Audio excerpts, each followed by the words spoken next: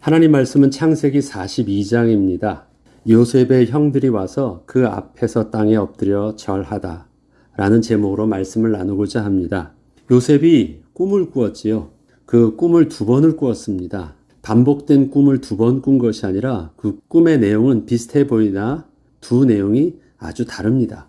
그래서 오늘은 창세기 42장을 통해서 요셉이 꾸었던 꿈의 그 첫 번째 내용인 그 꿈을 통해서 하나님께서 요셉을 통하여서 이끄시는 그 과정 속에서 어떻게 형들과의 관계를 회복해 나가고 어떻게 하나님께서 주시는 약속의 말씀들을 요셉이 잘 성취되도록 어떻게 인도받는지에 대해서 그 말씀을 나누고자 합니다. 야곱은 12아들 중에서 누구를 하나님의 언약을 이어갈 가문의 후계자로 생각하고 있었을까요? 그의 인간적 마음으로는 분명 요셉을 생각하고 있었다고 해도 그것을 자기의 뜻대로 정하고 그렇게 실행하기란 쉽지 않았기 때문에 자신의 속마음을 그렇게 겉으로 드러낼 수는 없었습니다. 야곱이 생각하기에 요셉은 우선 형들과 나이 차이가 많아 형들과 상대가 되지 않았고 레아의 아들들도 너무 많아 그러한 형들을 상대해 11번째인 요셉이 가문의 재산을 상속받고 장자의 축복을 얻기란 너무 위험성이 크다는 것을 야곱이 모르는 바 아니었습니다. 야곱 또한 형 이삭과의 갈등 속에서 이것이 어떠한 문제가 되는지를 잘 알고 있었기 때문입니다. 그러나 야곱은 레아의 아들 중에서는 그 누구도 하나님의 언약을 이어갈 장자를 선택할 수도 없었습니다.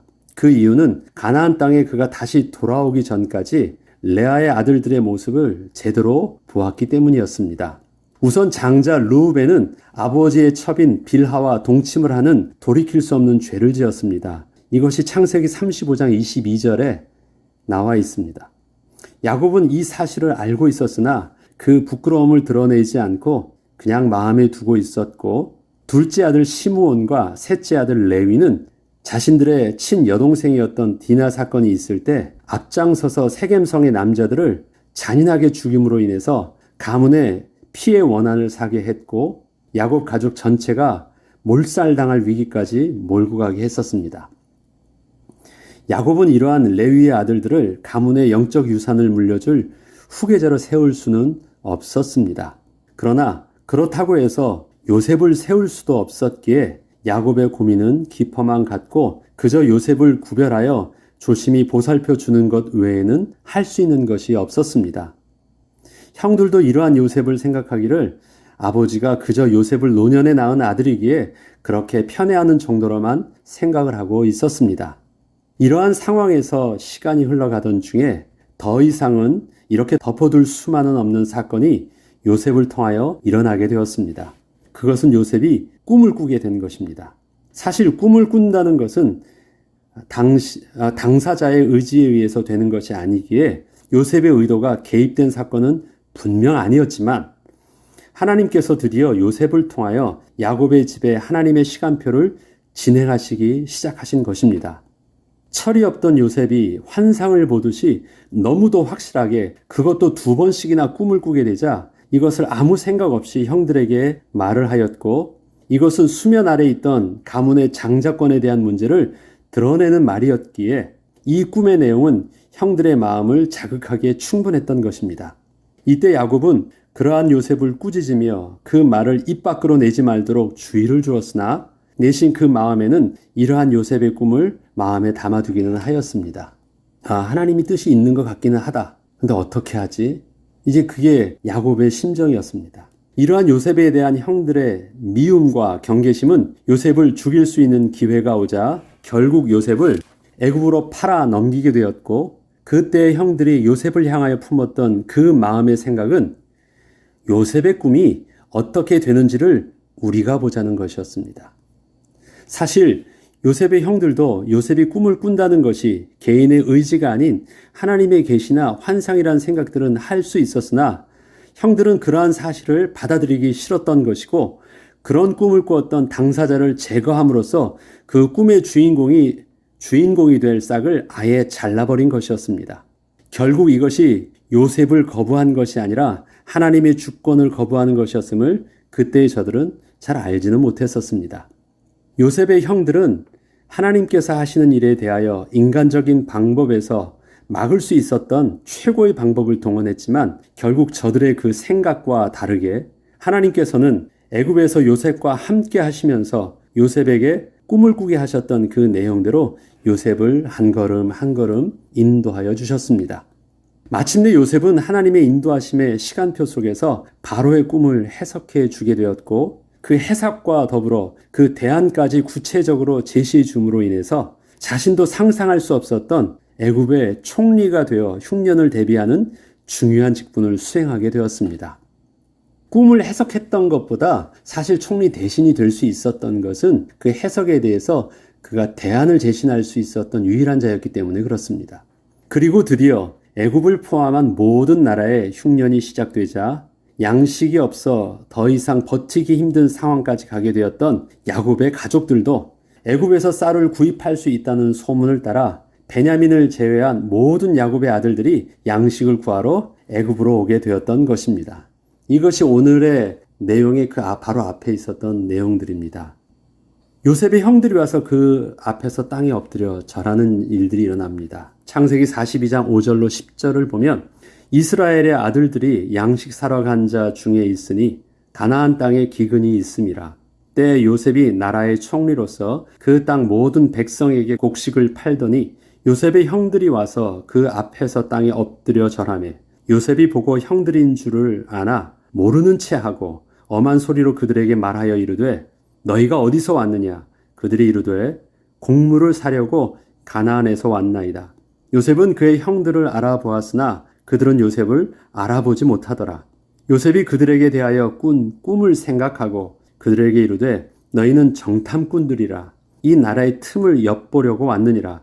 그들이 그에게 이르되 내 주여 아니니이다. 당신의 종들은 곡물을 사러 왔나이다. 요셉은 드디어 지난날 자신이 꾸었던 그 꿈이 의미하는 바가 무엇인지 확실하게 알게 되었습니다. 그것도 요셉이 꾸었던 두 번의 꿈 중에 그 첫 번째 꿈이 형들의 곡식단이 자신의 곡식단에 절한다는 것이었기에 지금 형들이 곡식을 얻기 위해서 이렇게 자기 앞에 절하는 모습을 보면서 너무도 확실하게 꿈의 내용을 이해하게 되었던 것입니다. 창세기 37장 7절로 8절에 보면 우리가 밭에서 곡식단을 묶더니 내 단은 일어서고 당신들의 단은 내 단을 둘러서서 절하더이다. 그의 형들이 그에게 이르되 내가 참으로 우리의 왕이 되겠느냐? 참으로 우리를 다스리게 되겠느냐 하고 그의 꿈과 그의 말로 말미암아 그를 더욱 미워하더니 곡식단이라는 것들도 무슨 의미인지 알게 되었고 형들의 곡식단이 절한다라는 것도 무슨 의미인지 곡식 때문에 형들이 자기를 찾아와서 자기한테 절을 하는 것을 보고 그 꿈이 너무 정확하게 보여지는 것을 요셉은 보게 된 것입니다. 지난날 형들은 이 꿈의 내용을 들었을 때 장자권을 요셉이 소유하게 된다는 내용으로 생각하고 요셉을 더욱 미워했던 것이었는데 사실 그 꿈의 내용이 이렇게 드러나고 보니 그 꿈은 장자권의 문제가 아니었고 요셉이 형들을 위해 양식을 주게 되는 위치에 서게 된다는 의미였던 것입니다. 요셉은 이때에 진지하게 하나님께서 자신에게 주셨던 그 꿈들을 좀 더 집중하며 생각해 보았습니다. 첫 번째 꾸었던 꿈이 이렇게 형들이 양식을 얻기 위해 자기 앞에 와서 자신에게 절을 하는 것이었다면 요셉은 두 번째 꿈도 진지하게 다시 생각해 보지 않을 수 없었던 것입니다. 이것이 내 꿈의 첫 번째였다고? 그런데 나는 두 번의 꿈을 꾸었는데 두 번의 꿈은 이것보다 더 특별한 일들이 있었죠. 두 번째 꿈이 어땠습니까? 요셉이 다시 꿈을 꾸고 그의 형들에게 말하여 이르되 내가 또 꿈을 꾼즉 해와 달과 11별이 내게 절하더이다 하니라. 그가 그의 꿈을 아버지와 형들에게 말하매 아버지가 그를 꾸짖고 그에게 이르되 내가 꾼 꿈이 무엇이냐? 나와 내 어머니와 내 형들이 참으로 가서 땅에 엎드려 내게 절하겠느냐? 이처럼 요셉의 두 번째 꿈은 아버지와 어머니 그리고 11명의 형제들 전부 자기 앞으로 오게 될 내용이었기에 지금 형들만 이렇게 자기 앞에 온 것이 전부가 아님을 알고 어떻게 아버지 야곱과 가족 전체가 자기에게 올 수 있을까 고민을 하게 된 것이었습니다. 두 번째 꿈이 비슷한 줄 알았는데 너무나도 정확하게 그 숫자까지 맞고 그 다음에 그 이유까지 맞는 것을 보면서 두 번째 꾸었던 해와 달과 11별이 절한다라는 것. 이것을 그의 아버지들도 형들도 확실하게 그 의미가 무엇인지 알 정도로 확실한 내용이었기 때문에 요셉은 오히려 이 두 번째 꿈 때문에 고민을 하게 된 것입니다. 만약에 지금 자신이 요셉이란 사실을 밝힌다면 형들은 지난날 아버지를 속인 일 때문에 돌아가서도 요셉에 대해 말하지 않고 또다시 거짓을 고할 것이고, 또한 요셉에게 보복을 당해 죽을까 염려해서 두 번 다시 애굽으로 돌아오지 않을 것이 분명했기에 요셉은 어떻게 해서든지 모든 가족이 자신에게 올 수 있는 지혜로운 방법을 생각해야 했습니다. 요셉이 형들에게 하는 것은 형들을 골탕 먹이거나 괴롭히려는 일들이 아니에요. 하나님이 자기에게 꿈을 두 번이나 주셨는데, 그건 다시 말해서 하나님께서 자기에게 하나님이 하실 일들을 두 번씩이나 보여주셨는데, 첫 번째 하나님이 하신 일들을 보여주셨고, 두 번째 자신에게 하실 일들을 또 보여주시는데, 그렇다면 나는 그 일들을 이루기 위해서 어떻게 해야 될까? 요셉은 고민을 한 것입니다. 그 가운데 요셉이 얼마나 하나님께 기도하면서 그가 스스로를 제어하면서 이렇게 인도받는지, 심지어는 그 마음에 막 울고 싶고 울어서도 눈에 안 보이려고 밖에 나가서 울고 감정을 제어하고 하는 모든 과정들 속에 형들에 대한 어떤 미운 감정과 형들을 골탕 먹이려고 하거나 어떤 그런 것과는 전혀 다른 하나님의 꿈이 이게 맞은 거라면, 하나님이 자기에게 하실 일들이 맞은 거라면 내가 어떻게 이렇게 순종함으로 잘 주신 직분을, 은혜를 잘 감당할 수 있을까 몸부림치는 요셉을 보게 되는 것입니다. 요셉이 취했던 방법은 너희는 정탐꾼이다, 너희는 간첩이야 라고 저들을 몰아세우는 것이었습니다. 창세기 42장 9절로 17절을 가만히 읽어보면 요셉이 그들에 대하여 꾼 꿈을 생각하고 그들에게 이르되 너희는 정탐꾼들이라, 이 나라의 틈을 엿보려고 왔느니라.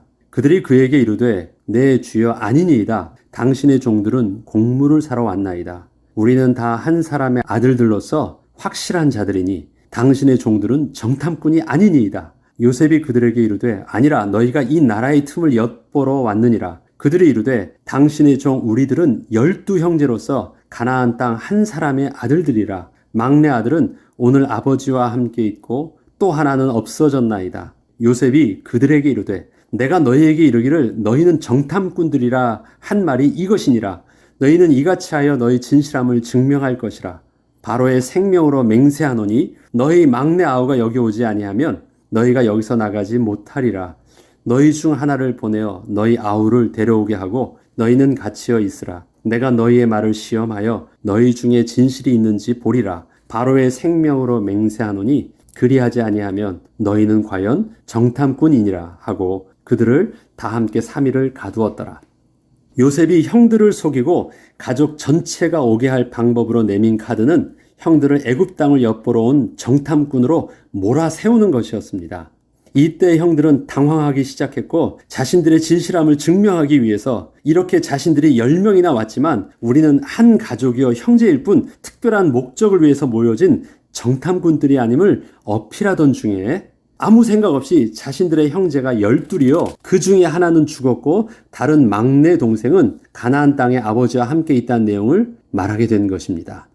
요셉은 그 막내 동생이 가나안 땅에 있다는 말을 듣자마자 마치 그 말을 기다렸다는 듯이 만약에 너희의 말이 사실이라면 너희 중에 한 명이 대표로 가나안 땅에 돌아가서 그 막내 동생을 데리고 와서 너희의 말이 사실이었음을 증명하라고 하면서 형들을 3일 동안 가두었습니다. 요셉의 형제들은 이렇게 갑작스럽게 벌어진 이러한 상황 속에서 어찌할 바를 모르고 3일을 감옥에 지내게 되면서 과연 누구를 가나안 땅에 보내어 베냐민을 데리고 오게 할 것인가 대하여 심각한 고민에 빠졌습니다. 요셉을 잃었던 아버지에게서 베냐민이 어떠한 존재인지 잘 알고 있던 아들들은 아무나 가서 아버지를 설득하고 베냐민을 데리고 올 수 없다는 것을 잘 알고 있었기 때문이었습니다. 큰형이 갈까요? 큰형은 장자권의 당사자인데 네가 베냐민을 죽이고 네가 장자 되려고 할까? 둘째 아들을 보낼까요? 고민이 아주 많이 되는 것입니다. 누구를 보낼까요? 레아의 아들들을 보낼까? 아니면 첩의 아들들을 보낼까? 아무도 어떻게 간다고 해서 아버지를 설득할 수 있는 이 상황이 자들에게 너무 고민을 하고 있습니다. 3일 동안 고민을 하게 했을 때 이때 요셉이 거절치 못한 제안을 다시 해줍니다. 너희는 이같이 하여 너희 생명을 보존하라 하면서 창세기 42장 18절로 25절에 보면 사흘 만에 요셉이 그들에게 이르되 나는 하나님을 경외하노니 너희는 이같이 하여 생명을 보존하라. 너희가 확실한 자들이면 너희 중에 한 사람만 그 옥에 갇히게 하고 너희는 곡식을 가지고 모두 가서 너희 집안의 굶주림을 구하고 너희 막내 아우를 내게로 데리고 오라. 그러면 너희 말이 진실함이 되고 너희가 죽지 아니하리라 하니 그들이 그대로 하니라. 그들이 서로 말하되 우리가 아우의 일로 말미암아 범죄하였도다. 그가 우리에게 애걸할 때 그 마음의 괴로움을 보고도 듣지 아니하였으므로 이 괴로움이 우리에게 임하도다. 르우벤이 그들에게 대답하여 이르되 내가 너희에게 이 아이에 대하여 죄를 짓지 말라고 하지 아니하였더냐. 그래도 너희가 듣지 아니하였느니라. 그러므로 그의 핏값을 치르게 되었도다 하니 그들 사이에 통역을 세웠으므로 그들은 요셉이 듣는 줄을 알지 못하였더라.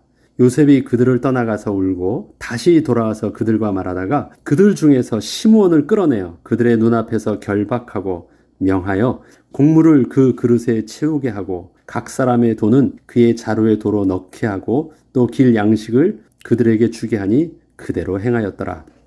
요셉은 사흘 동안 형들이 스스로 고민을 하게 한 후 저들에게 거절하지 못할 제안을 합니다. 그것은 요셉이 제안을 바꾸어서 한 명만 돌아가서 베냐민을 데리고 오는 것이 아니라 한 명만 대표로 애굽에 남고 나머지는 다 돌아가 집안의 굶주림을 면하게 하고 막내 아우를 데려오라는 것이었습니다. 이것은 앞선 요구보다 훨씬 부담이 덜하였기에 저들은 무조건 그대로 하겠다고 했습니다. 그때 그들은 자신들에게 발생하고 있는 이러한 상황들을 통하여 지난날 요셉을 그렇게 벌였던 일들을 기억하며 그 죄값을 지금 우리가 받고 있는 것이라고 스스로 자책하며 서로가 다툼이 일었습니다. 이것을 요셉은 가만히 듣고 있었죠. 요셉은 그 말을 들으면서 형들을 피해 밖으로 나가 울었고 다시 돌아와 형들이 한 사람을 선택하기 전에 자신이 직접 둘째 형 시므온을 택하여 구금하였습니다. 저들은 시므온을 어떻게 해서 요셉이 택하는지 잘 몰랐어요. 근데 일부러 시므온을 요셉이 택하였습니다.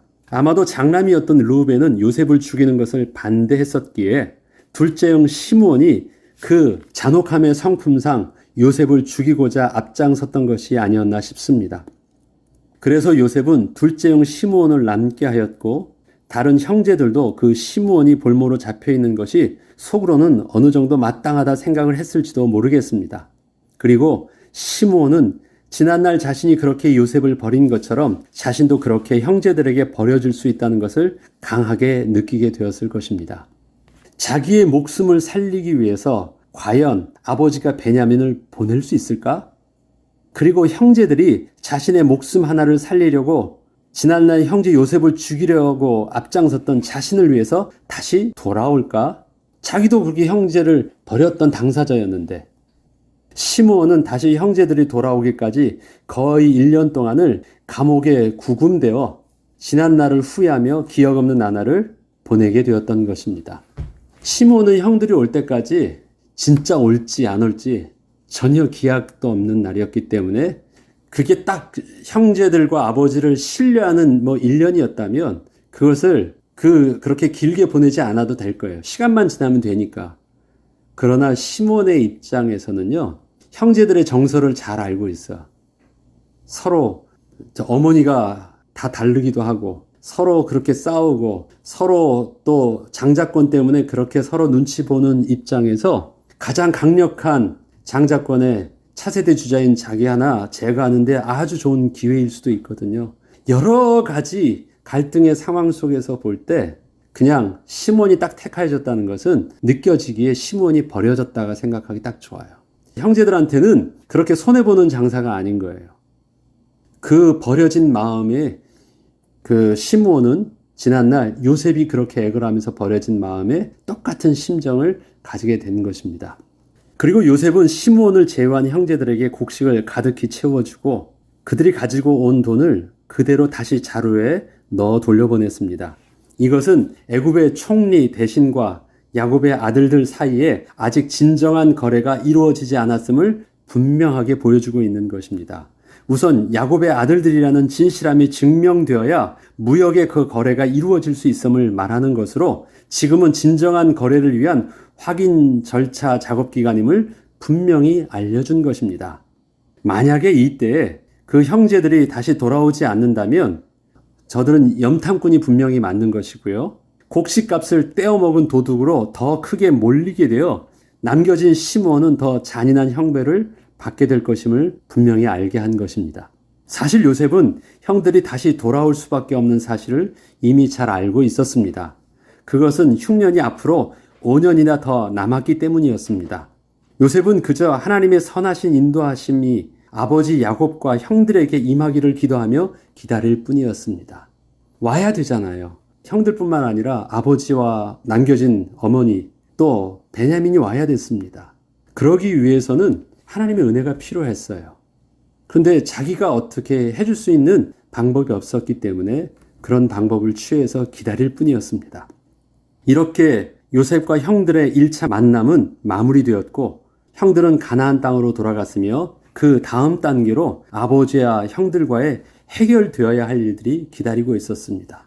어떻게 이 말을 형들이 아버지에게 말할 수 있을까? 그렇기 때문에 요셉은 형들은 많은 고민을 해야만 했습니다. 요셉은 형들과의 만남을 통해서 자신에게 일어났던 모든 사건이 하나님의 인도하심 속에 일어난 것임을 분명히 스스로는 고백할 수 있었지만 그렇다고 해서 지난날에 깨어진 관계와 오해, 갈등들이 자신이 깨달은 만큼 모든 것이 자연스럽게 다 해결되는 것이 아님을 형들을 통해서 알게 되었습니다. 왜요? 요셉은 피해자였어요. 피해자는 발 뻗고 자도 가해자는 발 뻗고 못 잔다는 말이 있죠. 그렇기 때문에 피해자인 요셉이 용서했다는 말을 한다 할지라도 가해자였던 형들은 그게 그렇게 쉽게 받아들여질 수 없었습니다. 그런데 그러한 의심 많은 형들을 통해서 하나님의 은혜를 함께 누리기 위해서는 요셉이 자기만 하나님 앞에서 은혜를 받아서는 되지 않을 또 다른 하나님의 큰 은혜의 시간표들을 그가 겸손히 하나님의 인도하심 속에서 받아 나가야 된다는 것을 알게 된 것이에요. 그것이 지금 요셉이 이러한 방법을 취하면서 진행하고 있는 몇 가지 단계들입니다. 괜찮아, 내가 용서했어, 형 와봐. 그렇다고 해서 이 일들이 끝나지 않거든요. 자신이 하나님의 은혜를 깨닫게 되었듯이 형들도 그러한 하나님의 은혜와 섭리를 함께 보게 될 때 진정으로 관계가 회복될 수 있음을 요셉이 분명히 본 것입니다. 이렇게 형들도 하나님의 은혜의 섭리를 깨닫기까지는 아주 오랜 기간이 걸렸고 요셉도 그러한 형들을 위해서 많은 노력을 해야 했습니다. 이것이 우리의 삶 속에서 인간관계도 그런 것입니다. 내가 하나님의 은혜를 입었다고 해서 모든 것이 다 끝나지 않습니다. 내가 은혜를 받으면 모든 것이 세상이 다 그렇게 저절로 바뀌어지는 것이 아니에요. 나 자신이 하나님의 인격 가운데 그렇게 인도를 받았듯이 또 저들도 하나님의 인격 가운데 그렇게 변화를 받아야 되는 은혜의 시간표들이 필요합니다. 그런데 그러한 은혜의 시간표들을 하나님은 먼저 은혜를 받게 한 나를 통해서 우리를 통해서 그 일들을 하게 해요.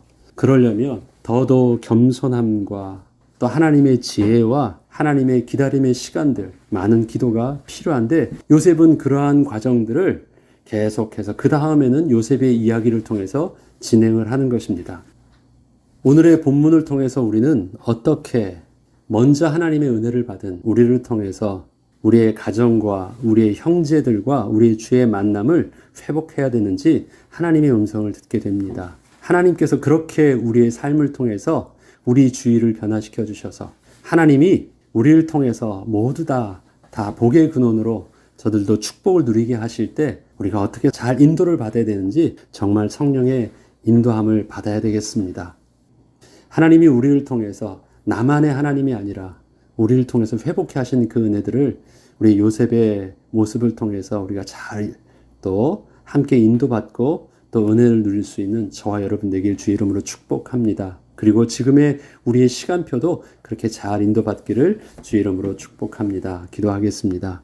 하나님 아버지, 요셉은 하나님의 은혜 가운데 가정과 가문을 모두 살릴 수 있는 축복으로 앞선자로 인도받았습니다.